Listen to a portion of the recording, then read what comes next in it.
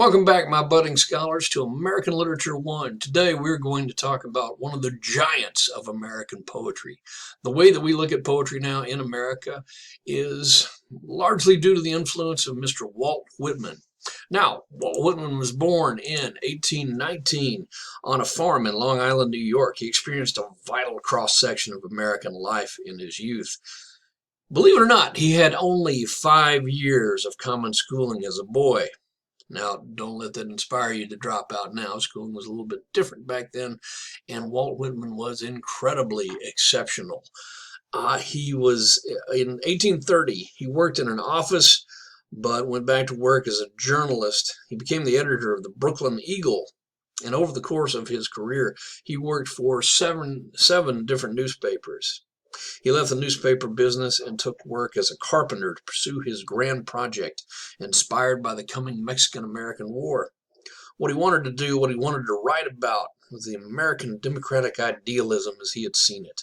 That book was Leaves of Grass, from which we take our readings for today. The first edition came out in 1855. That edition, like all the first 7 editions, was privately printed. He did not have a publisher. He paid for it himself. Again, generally as poets go, you want to find a publisher.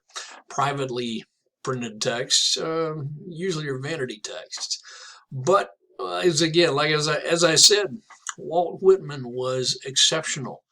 One of the things he did was after the edition came out, he wrote a review of it in the newspaper as under a different name, and it caught on.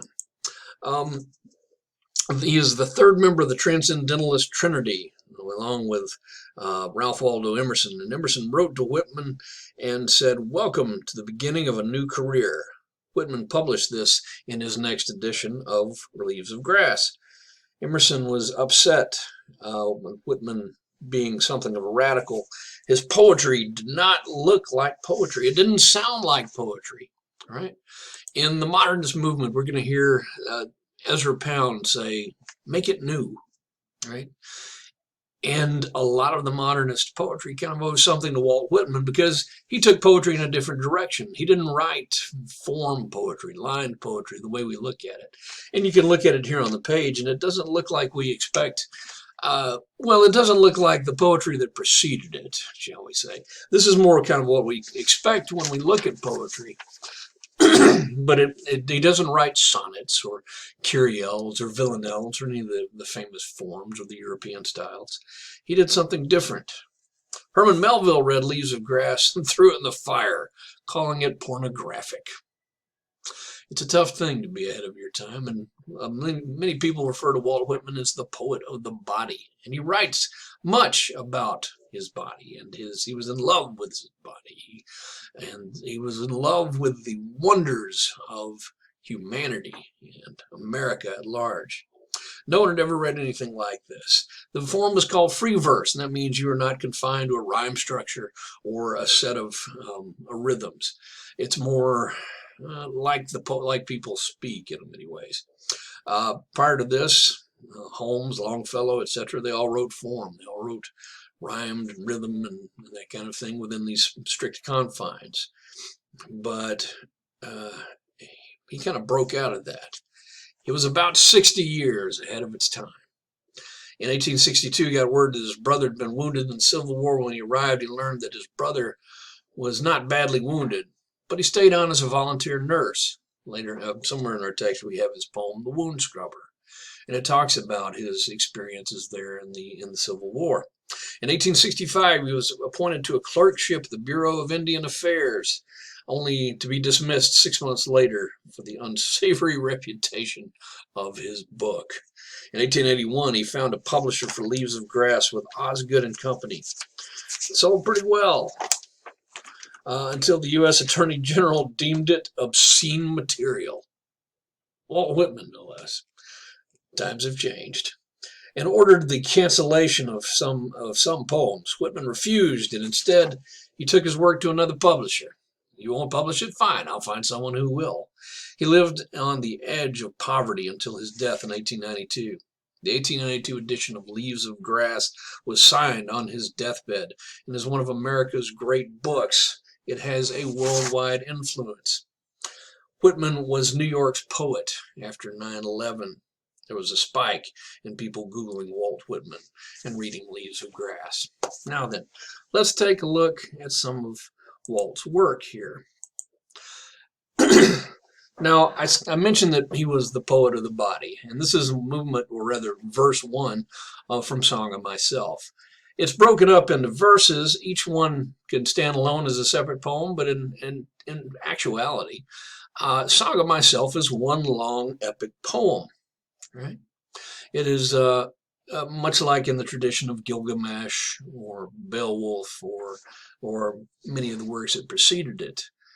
And yet it is uniquely American in its scope. Nobody, like I said, nobody had ever read anything like this. And you remember how the works of Holmes and Longfellow, the Old Ironsides and Hiawatha and the other poems there. And you see a very strong, very unusual departure here from what has gone before. And we're going to look at a few of the movements here. So let's start off with Song of Myself. I celebrate myself and sing myself. And what I assume, you shall assume. For every atom belonging to me as good belongs to you. I loaf and invite my soul. I lean and loaf at my ease, observing a spear of summer grass. My tongue, every atom of my blood, formed from the soil, this air, born here of parents, born here from parents the same, and their parents the same. I, now 37 years old, in perfect health, begin hoping to cease not till death. Creeds and schools in abeyance, retiring back while sufficed at what they were, what they are, but never forgotten. I harbor for good or bad. I permit to speak at every hazard, nature without check, with original energy. You know what's he saying here? I celebrate myself and I sing myself. Right? This is a celebration. Right? He says, me, as it were. And what I assume, you shall assume. He's guiding the reader here. For every atom belonging to me as good belongs to you. Right?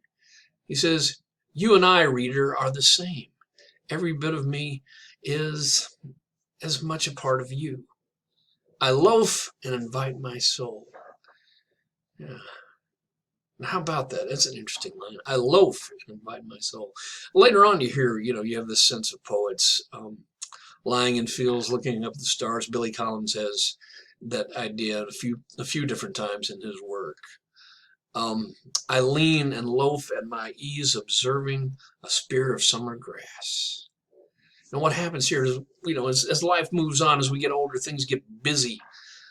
We forget things, right? I remember not long after my nieces were born, they were about 21 now, but watching them at about a year and a half, maybe 2 years old, running barefoot onto their front yard and just being so moved and excited about the cool green grass beneath their feet, right? So what he does here is he begins to pay attention to the little things, the incredible beauty and complexity of even grass, every atom of himself. My tongue, every atom of my blood, formed from the soil, this air, born here of parents the same. And he says, essentially, I was born here, my parents and their parents were born here. What that tells us, I am an American. This is my land, and this is my home. I am part of this, just as my generations before me. I, now at 37 years old in perfect health, began hoping to cease not until death. I'm 37, I'm healthy, I'm strong, and I'm going to keep going until I can't go anymore. Creeds and schools in abeyance, that is, and again, don't drop out when I tell you this, but creeds and schools in abeyance, look, these teachings and these schools of thought, I'm going to put those to the side for a minute. Retiring back a while, I sufficed at what they are, but never forgotten. I harbor for good or bad. I permit to speak at every hazard. Nature without check and original energy. I'm going to put those aside, and I retire back. while sufficed at what they are. Okay, they're good enough. I understand that they do a little, but they have their place. But what I'm going to do is I'm going to speak from nature, nature without check.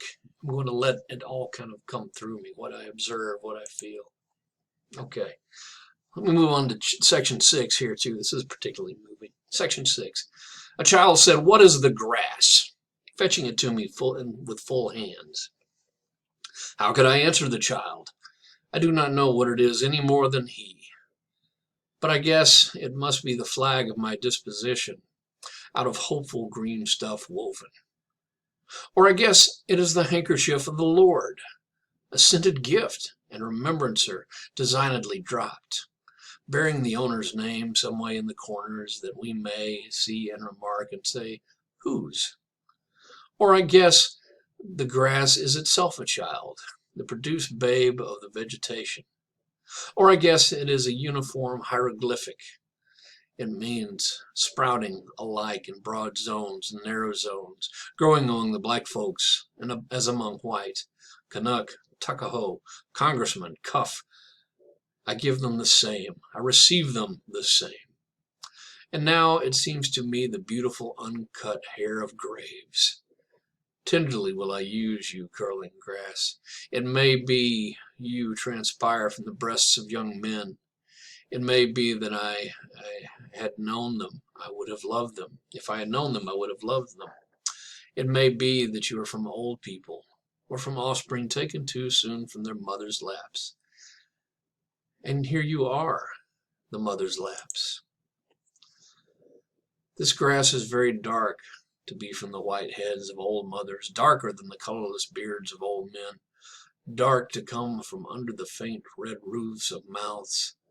Oh, I perceive after all so many uttering tongues, and I perceive they do not come from the roofs of mouths for nothing.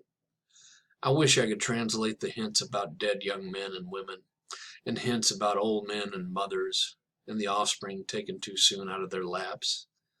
What do you think has become of the young and old men?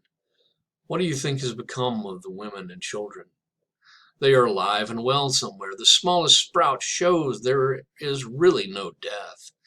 And if there was, it led forward life, and does not wait at the end to arrest it, and cease the moment life appeared. All goes onward and outward, nothing collapses, and to die is different from what anyone supposed, and luckier. Now, what's he saying here? He's looking down at the grass. A child comes up to him and hands him this grass and goes, "What is this?" Right? And the beauty of this is children can ask questions that we can't, right? Children, well, let me put it to you this way. If you go through life for a little while and you feel like you've learned a few things, okay, go and ask an older person. Get older, go and ask a child what they think about things. They will see things differently than we do because it's so new to them. Children can ask things because they're new. They're new to the planet. They have a youthful ignorance, and it's adorable. It's only fitting that we answer their questions because they do not know. And when we get older, though, we may still not know, but we get to the point where we're embarrassed to ask about it because, oh, I should know that by now, right?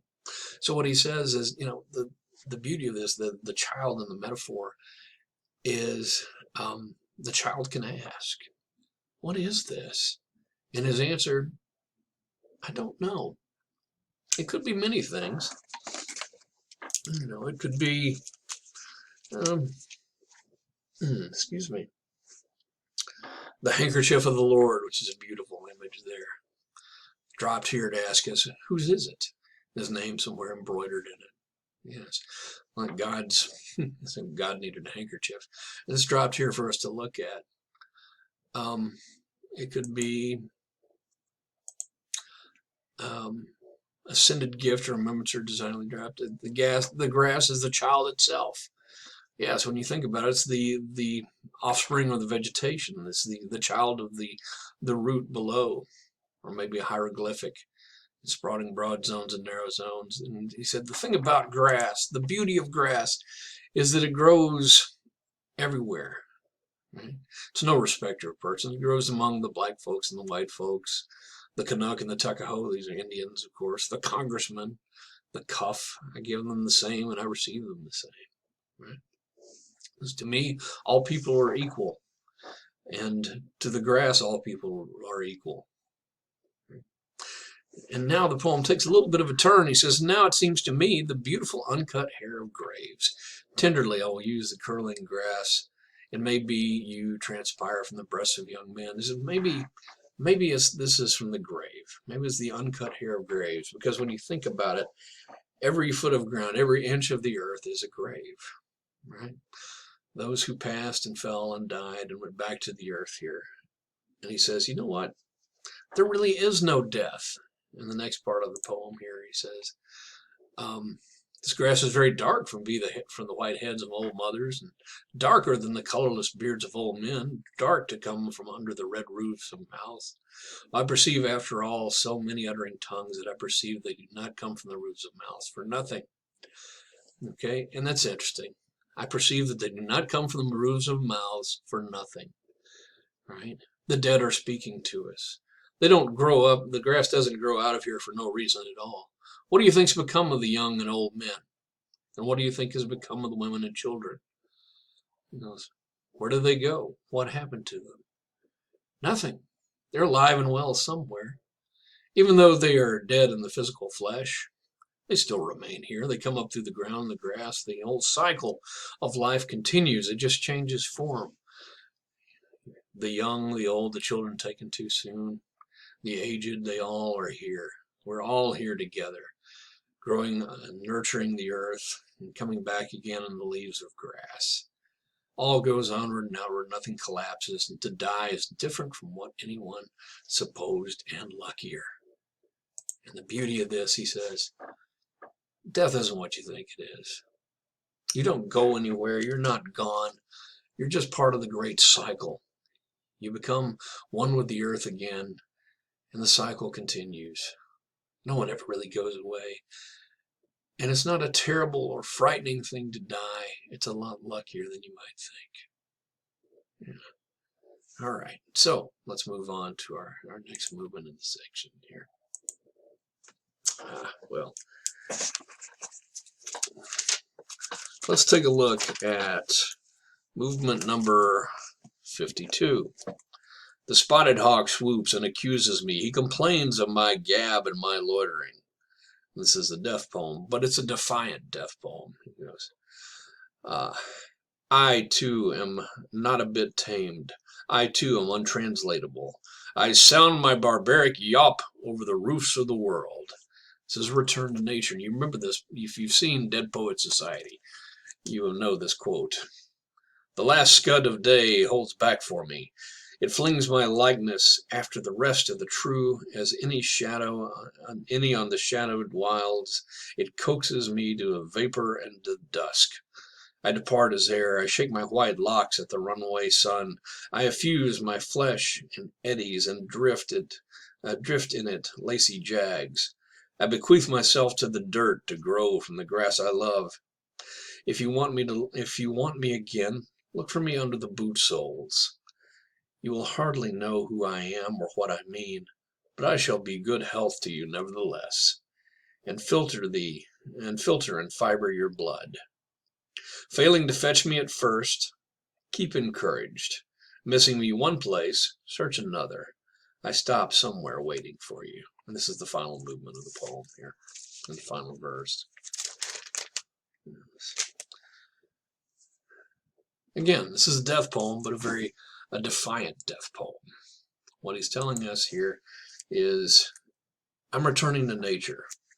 I too am not a bit tamed. I too am untranslatable. I sound my barbaric yawp over the roofs of the world. Right? I sound my barbaric yawp over. What a great line. Right? Now, here further down, he's speaking directly to the reader. I bequeath myself to the dirt to grow from the grass I love. If you want me again, look for me under your boot soles. Right? He goes, I haven't gone anywhere. I'm still here. I'm in a different form. You don't recognize me, but if you want me, look for me under your boot soles. And this could also be seen as a reference to his work and to his poetry, right? Let this be the ground that you stand on. Let it be a foundation for you. You will hardly know who I am or what I mean, but I shall be good health to you, nevertheless, and filter and fiber the blood. And finally, the last verse, the last part of the verse here. Failing to fetch me at first, keep encouraged. Missing me one place, search another. I stop somewhere waiting for you. And what we might even read this as, keep reading. If you can't apprehend my meaning at first, keep going, keep trying. If you can't find meaning in one part of my work, look for it somewhere else. I'll be out there somewhere waiting. And so there we have it.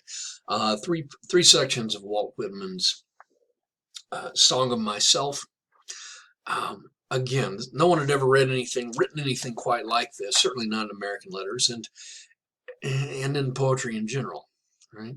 The beat poets were inspired by Whitman, among others, because he was so bold, so brave. He moved beyond what was done before. He said things that obviously made people like Melville squeamish.